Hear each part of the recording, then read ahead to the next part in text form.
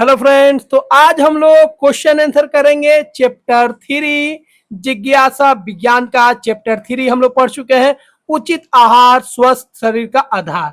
तो इस पे आधारित जो भी प्रश्न दिया गया है उस प्रश्न को हम लोग करते हैं पूरा। चलिए एक एक प्रश्न को देखते हैं और उसका उत्तर क्या होगा उसको भी हम लोग समझते हैं। तो पहला क्वेश्चन है, निम्नलिखित में से असंगत को चुने और कारण बताएं। तो यहाँ पे दो क्वेश्चन दिया है, क और ख। यहाँ पे आपको असंगत को चुनना है और उसका कारण भी बताना है। तो पहला है क्वेश्चन क में ज्वार, बाजरा, रागी, चना। ठीक है, तो यहाँ पे आपको असंगत को चुनना है चारों में। तो देखिए यहाँ पे असंगत कौन हो जाएगा, चना हो जाएगा। क्यों? क्योंकि ज्वार, बाजरा और रागी जो होता है यह मोटा अनाज होता है, जबकि चना जो होता है वह दाल होता है। ठीक है, तो चना एक दाल होता है, जबकि ज्वार, बाजरा और रागी जो होते हैं मोटे अनाज होते हैं। उसी तरह ख में अगर हम लोग देखेंगे तो ख में है राजमा, मूंग, सोयाबीन, चावल। तो यहाँ पे कौन हो अलग हो जाएगा, चावल अलग हो जाएगा। क्यों? क्योंकि राजमा, मूंग और सोयाबीन जो है इस सब में क्या होता है, ये सब में प्रोटीन होता है, जबकि चावल में मुख्यतः अधिकतर क्या होता है, कार्बोहाइड्रेट होता है। तो यहाँ पे कौन असंगत हो जाएगा, चावल हो जाएगा। इसका कारण है चावल मुख्य रूप से कार्बोहाइड्रेट का स्रोत होता है, जबकि बाकी जो है जैसे राजमा हो गया, मूंग हो गया, सोयाबीन हो गया, ये सभी प्रोटीन युक्त दालें हैं, इसमें प्रोटीन होता है। अगला क्वेश्चन है,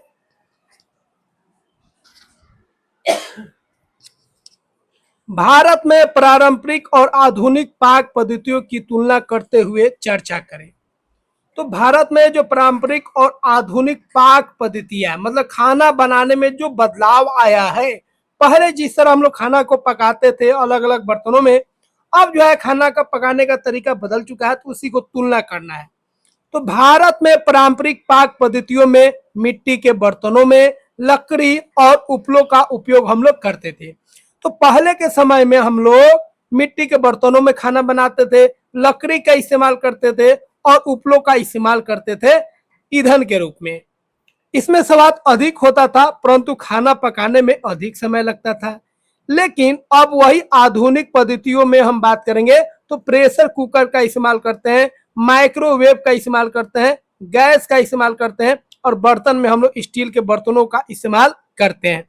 दूसरा ये भी लिख सकते हैं, पहले हम लोग मसाला को पीसने के लिए सिलबट्टा का इस्तेमाल करते थे, लेकिन अब जो है मसाला को पीसने के लिए हम लोग ग्राइंडर का मतलब मिक्सर का हम लोग इस्तेमाल करते हैं। तो ये सारा चीज आप यहाँ पे लिख सकते हैं।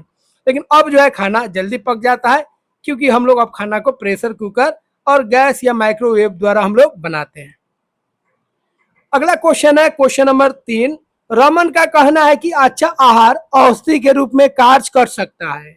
रमन इस कथन को लेकर उत्सुक है और वह अपने शिक्षक से कुछ प्रश्न पूछना चाहता है। कम से कम ऐसे 2 प्रश्न सूचीबद्ध करे जो वो पूछ सकता है।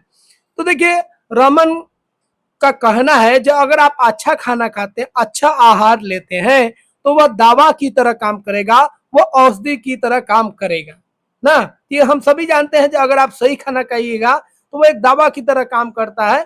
ठीक है, और बहुत सारे बीमारियों को वो क्या करता है, लड़ने में मदद करता है, क्योंकि ये हमारा इम्यूनिटी को बूस्ट करता है।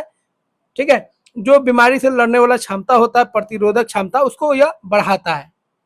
अब रमन इसको लेकर बहुत ही उत्सुक है, तो इससे रिलेटेड वह 2 प्रश्न क्या पूछ सकता है अपने शिक्षक से। तो देखिए रमन जो है 2 सवाल कर सकता है। पहला सवाल है, क्या संतुलित आहार लेने से बीमारियां दूर की जा सकती है? क्या अगर हम संतुलित आहार लेंगे तो बीमारियां दूर की जा सकती है? अपने शिक्षक से पूछ सकता है।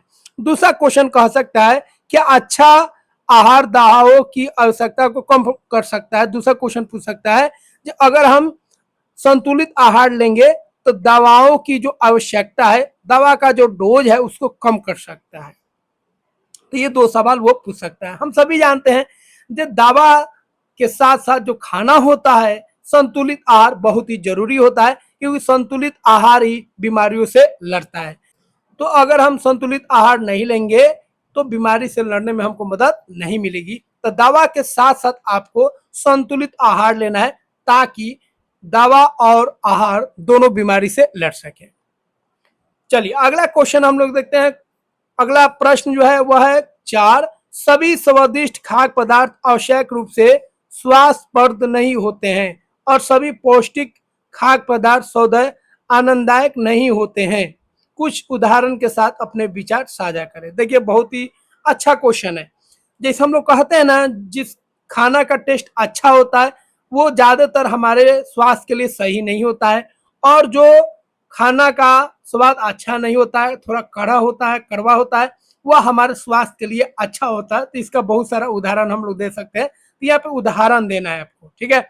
तो देखिए स्वादिष्ट खाद्य पदार्थ जैसे पिज्जा हो गया, कितना स्वादिष्ट लगता है, चाउमीन हो गया जो हम लोग खाते हैं, चिप्स खाते हैं, मोमोज खाते हैं, इन सब का स्वाद तो अच्छा होता है, लेकिन इनमें तेल का मात्रा अधिक होता है, नमक का मात्रा अधिक होता है, चीनी की मात्रा अधिक होता है।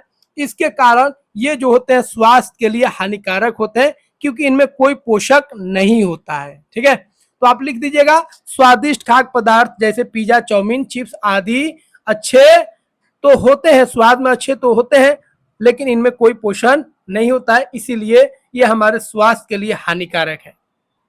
वही पौष्टिक खाद्य पदार्थ जैसे पालक, करेला, अंकुरित दालें, ये जो है ये स्वाद में कम अच्छा लगता है, ये स्वाद में उतने अच्छे नहीं होते हैं, परंतु हमारे शरीर के लिए क्या होते हैं, बहुत ही लाभकारी होते हैं। तो इस तरीके से आप लिख दीजिएगा। चलिए क्वेश्चन नंबर 5 को देखते हैं। क्वेश्चन नंबर 5 है, मेदू सब्जियां नहीं खाती है लेकिन बिस्कुट, नूडल्स और डबल रोटी खाती है, ठीक है। उसे अक्सर पेट दर्द और कब्ज की शिकायत रहती है। इन समस्याओं से छुटकारा पाने के लिए उसे अपने आहार में क्या बदलाव करना चाहिए। देखिए कितना अच्छा क्वेश्चन है। मेदू जो है सब्जियां नहीं खाती है, किनावन ज्यादा खाती है, दुकान का सामान, बिस्कुट हो गया, नूडल्स हो गया ना, ब्रेड हो गया, ये सब खूब खाती है। अब ये सब खाने से क्या होगा, इस सब में मैदा होता है जिससे कब्ज की शिकायत होगा, पेट साफ नहीं रहेगा, पेट में दर्द होगा। अब इस समस्या से उसको छुटकारा पाना है, तो आप उसके आहार में क्या शामिल कीजिएगा, मतलब उसको आहार में क्या शामिल करना चाहिए जिससे यह जो उसको दिक्कत है वो ठीक हो जाए। तो देखिए मेदू को अपने समस्याओं से छुटकारा पाने के लिए आहार में निम्नलिखित बदलाव करना चाहिए।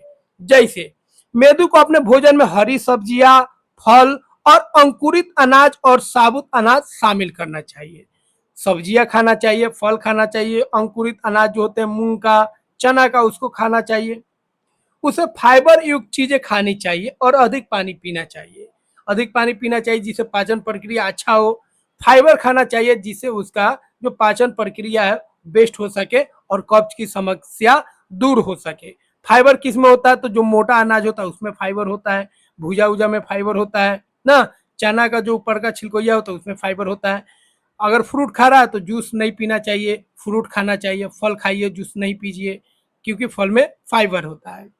उसे प्रोसेस फूड जैसे बिस्कुट, नूडल, सफेद ब्रेड से बचना चाहिए, क्योंकि इसी से उसको सब बीमारी हुआ है। अगला क्वेश्चन है क्वेश्चन नंबर 6, रेशमा को कम रोशनी में देखने में कठिनाई हो रही थी। रेशमा को कम रोशनी में नहीं देख पा रही थी। चिकित्सक ने उसकी दृष्टि का परीक्षण किया और एक विशेष विटामिन पूरक लेने की सलाह दी। उन्होंने उसे अपने आहार में कुछ खाद्य पदार्थों को सम्मिलित करने की भी सलाह दी, ठीक है। तो रेशमा को कम रोशनी में दिखाई नहीं दे रहा था। डॉक्टर ने बोला, ठीक है, उसका चेकअप किया और बोला कि कुछ विटामिन का कमी है, और खाने में कुछ पदार्थों को बोला जी शामिल कीजिए जिससे ये विटामिन पूरा हो सके और आपका जो देखने में कठिनाई है वो ठीक हो सके। तो पहला क्वेश्चन है, वो किस अभावंजय रोग से पीड़ित है। वो किस रोग से पीड़ित है, तो उसको रात में कम दिखाई दे रहा है, मतलब उसको रतौंधी है, ठीक है। तो रेशमा को क्या है, रतौंधी है। अगला क्वेश्चन है, उसके आहार में किस खाद्य घटक की कमी हो सकती है।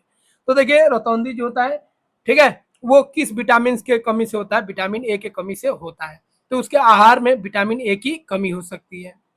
अगला क्वेश्चन है, ग कुछ खाद्य पदार्थों का सुझाव दे जिसमें इस समस्या को दूर करने के लिए उसे अपने आहार में सम्मिलित करना चाहिए। तो कौन सा वो खाद्य पदार्थ खाए जिससे जो विटामिन ए है उसको पूरा हो जाए और उसका जो समस्या है देखने वाला वो ठीक हो जाए। तो विटामिन ए जो होता है सबसे अधिक याद रखिएगा गाजर और पालक, गाजर और पालक में होता है। गाजर खाना चाहिए, पालक खाना चाहिए, हरी सब्जियां खाना चाहिए, आम खाना चाहिए, ये सब में विटामिन ए की मात्रा अधिक होता है। अगला क्वेश्चन है क्वेश्चन नंबर 7। आपको निम्नलिखित पदार्थ उपलब्ध कराए जाते हैं। डिब्बाबंद फलों का रस, ताजे फलों का रस, ताजे फल। ठीक है, तो पोषण की दृष्टि से आप किसे लेना पसंद करेंगे? तो देखिए, एक और ताजा फल का रस भी है, एक और ताजा फल है, और एक और क्या है, डिब्बा बंद फल है। तो अब जो हम लोग लेते हैं, क्या लेते हैं? डिब्बा वाला ले लेते हैं जो अच्छा है, लेकिन वो सब तो बकवास है। ठीक है, वो चीनी पानी केवल होता है, तो फल का जूस होता नहीं है। अब दो ऑप्शन है, ताजे फल और ताजे फल का जूस, कौन लीजिएगा? देखिए, ताजा फल का जूस लीजिएगा, केवल जूस लीजिएगा तो आपको जूस तो मिल जाएगा, फाइबर नहीं मिलेगा। लेकिन अगर फल खाते हैं तो उसके अंदर जो जूस है वो भी चला जाएगा ना, और उसमें जो फाइबर है वो भी आपके शरीर में जाएगा, जिससे पाचन प्रक्रिया आपका क्या रहेगा, ठीक रहेगा। तो गो ऑप्शन ठीक है, ताजे फल लेना पसंद करूंगा, क्योंकि इनमें प्राकृतिक रूप से फाइबर होता है, विटामिन होता है और खनिज होता है। इनमें कोई अतिरिक्त शक्कर या रसायन नहीं होता है, इसमें कोई एक्स्ट्रा शक्कर नहीं है, कोई केमिकल नहीं है। क्योंकि डिब्बा वाला जो है भैया, फल का रस, जूस, उसमें क्या होता है, उसमें तो रसायन मिलाया जाता है ताकि वो खराब नहीं हो, तो वो हमारे स्वास्थ्य के लिए ठीक नहीं है। ये पाचन में सहायक और स्वास्थ्य के लिए उत्तम है। अगला क्वेश्चन है क्वेश्चन नंबर 8। गौरव के पैर की हड्डी टूट गई है, चिकित्सक ने हड्डियों को सीधा किया और प्लास्टर लगाया। चिकित्सक ने उसे कैल्शियम की गोली भी दी। जब वह दूसरी बार दिखाने गया, तब चिकित्सक ने उसे कैल्शियम की गोली के साथ विटामिन डी दी। विटामिन डी युक्त सिरप भी पीने के लिए दिया। ठीक है, अब आपको क्वेश्चन बताना है, क्वेश्चन का जवाब देना है। तो गौरव का जो पैर का हड्डी है टूट चुका है, तो उसको प्लास्टर करता है डॉक्टर, और उसको विटामिन कैल्शियम का गोली देता है, क्योंकि कैल्शियम ही मजबूत करेगा किसको, जो हड्डी है उसको जल्दी प्लास्टर सेट करेगा। फिर कुछ दिन बाद उसको विटामिन डी का भी गोली देता है। अब सवाल है कि कैल्शियम का दिया हड्डी मजबूत करने के लिए, लेकिन विटामिन डी का गोली क्यों दिया? अब इस पे प्रश्न है। पहला प्रश्न आपका, चिकित्सक ने गौरव को कैल्शियम की गोली क्यों दी? तो देख, कैल्शियम की गोली क्यों दी? ताकि उसका हड्डी मजबूत हो और प्लास्टर जल्दी सेट कर जाए। तो हड्डियों को मजबूत बनाने और जुड़ने में सहायता के लिए डॉक्टर ने, ठीक है, गौरव को कैल्शियम की गोली दी। अगला क्वेश्चन है, दूसरी बार चिकित्सक ने विटामिन डी युक्त सिरप क्यों दी? दूसरा बार जब गया गौरव तो उसको विटामिन डी का सिरप मिला, क्यों? क्योंकि देखिए, विटामिन डी जो होता है कैल्शियम के शरीर में अवशोषण में मदद करता है। अब विटामिन डी जो है कैसे हेल्प करेगा, समझ लीजिए। कैल्शियम को गोली तो ले रहा है, लेकिन कैल्शियम को गोली जो है उसके शरीर में ज्यादा लगे, वो ज्यादा अवशोषित हो, इसमें कौन हेल्प करेगा? Vitamin D. इसीलिए उसको विटामिन डी का सिरप दिया गया। ग क्वेश्चन है, चिकित्सक द्वारा दी जाने वाली दवाओं के चयन के बारे में आपके मन में क्या सवाल उठ सकते हैं? जो दवा दिया गया, दो दवा दिया गया, एक आपका कैल्शियम का टैबलेट और दूसरा विटामिन डी का सिरप। ठीक है, तो यहाँ पे सवाल उठ सकता है, क्या दवाओं के बजाय आहार से ये पोषक तत्व लिए जा सकते हैं? क्या अधिक धूप लेना विटामिन डी का अच्छा स्रोत है? तो यहाँ पे आप पूछ सकते हैं, जो उसका जो है पैर का हड्डी टूट चुका है, तो प्लास्टर तो हो गया, अब उसको चाहिए कैल्शियम चाहिए, तो कैल्शियम उसको दवा से हम दे रहे हैं, क्या उसको अच्छा खाना खिलाकर, ऐसा खाना खिलाकर जिसमें कैल्शियम होता है, क्या उसकी पूर्ति हम लोग कर सकते हैं टैबलेट का? दूसरा सवाल है, विटामिन डी के लिए वो सिरप ले रहा है, क्या वो धूप से विटामिन डी प्राप्त कर सकता है? तो ये दो सवाल आप पूछ सकते हैं। अगला क्वेश्चन है, चीनी कार्बोहाइड्रेट का एक उदाहरण है। चीनी क्या है? कार्बोहाइड्रेट का एक उदाहरण है। चीनी का परीक्षण जब आयोडीन विलयन से किया जाता है, लेकिन इसका रंग नहीं, नीला काला नहीं होता है। तो देखिए, चीनी जो है कार्बोहाइड्रेट है, उसका एक एग्जाम्पल है। इसमें जब आयोडीन विलयन डालते हैं तो इसका रंग जो है नीला काला नहीं होता है। तो इसका कारण क्या हो सकता है? तो देखिए, जिस पदार्थ में, याद रखिएगा, मंड होता है, स्टार्च होता है, उसमें अगर आयोडीन विलयन डालते हैं तो उसका रंग नीला काला हो जाता है। ठीक है, याद रखिएगा, क्योंकि आयोडीन केवल स्टार्च पर नीला काला रंग दर्शाता है। तो आयोडीन जो है अपना रंग बदल लेता है, नीला काला हो जाता है। कब? जब उसको हम स्टार्च में, मतलब मंड में डालेंगे तब। जैसे आलू में मंड होता है, चावल में मंड होता है, चीनी में स्टार्च नहीं होता। याद रखिएगा, चीनी में स्टार्च नहीं होता है, इसलिए रंग जो है आयोडीन नहीं बदलता है। हर स्टार्च एक कार्बोहाइड्रेट है, याद रखिएगा, हर स्टार्च क्या है? एक कार्बोहाइड्रेट है। लेकिन हर कार्बोहाइड्रेट जो है स्टार्च नहीं होता है। जैसे चीनी जो है कार्बोहाइड्रेट तो है, लेकिन चीनी जो है स्टार्च नहीं है। अगला क्वेश्चन है क्वेश्चन नंबर 10। आप रमन के इस कथन के बारे में क्या सोचते हैं? रमन एक बात कहता है, उसके बारे में आपको बताना है क्या सोचते हैं। सभी मंड मतलब स्टार्च कार्बोहाइड्रेट है। ऊपर जो हम लोग पढ़े थे सभी मंड क्या है?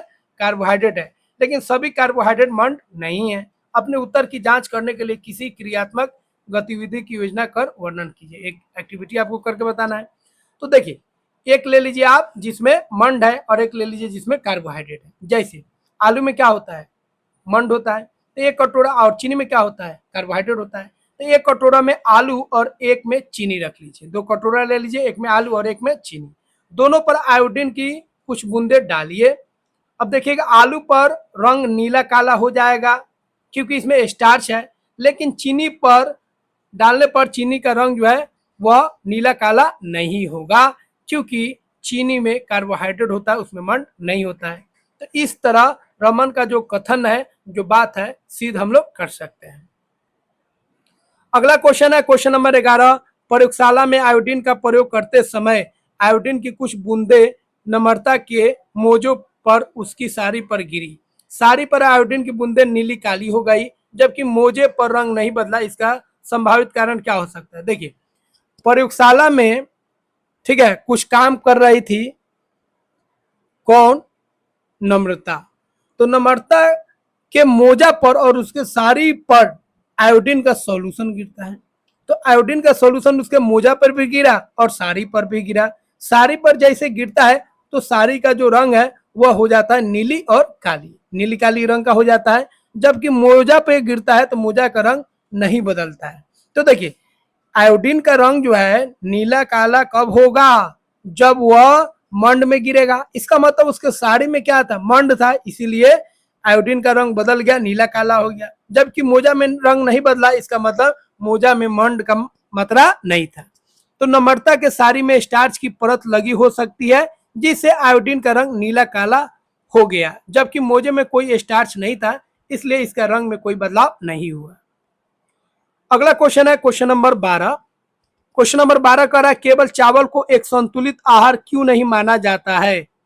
क्या केवल चावल खाने से शरीर की पोषण संबंधी सभी आवश्यकताएं पूरी हो सकती है? तर्क सहित उत्तर दीजिए। देखिए, कहा जा रहा है जब भैया केवल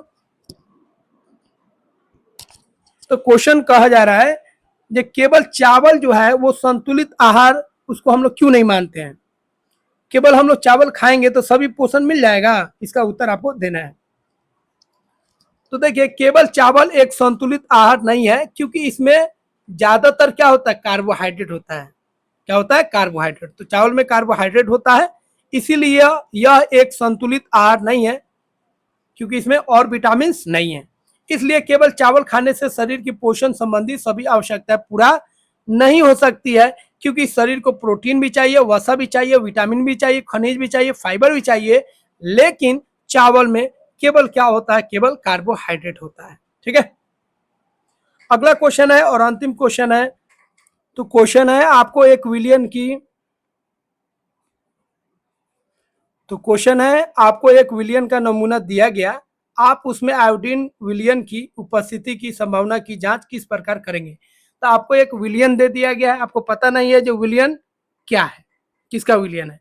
अब उसमें आपको चेक करना है जी यह विलियन जो है वो आयोडीन विलियन है। कैसे चेक कीजिएगा? तो देखिए, आयोडीन और मंड जैसे मिलता है तो जो आयोडीन होता है उसका रंग बदल जाता है, नीला काला हो जाता है। ठीक है, तो हम लोग क्या करेंगे, जो नमूना है उसमें हम लोग मंड वाले खाद्य पदार्थ डालेंगे, जैसे आलू डालेंगे या आलू का रस डालेंगे।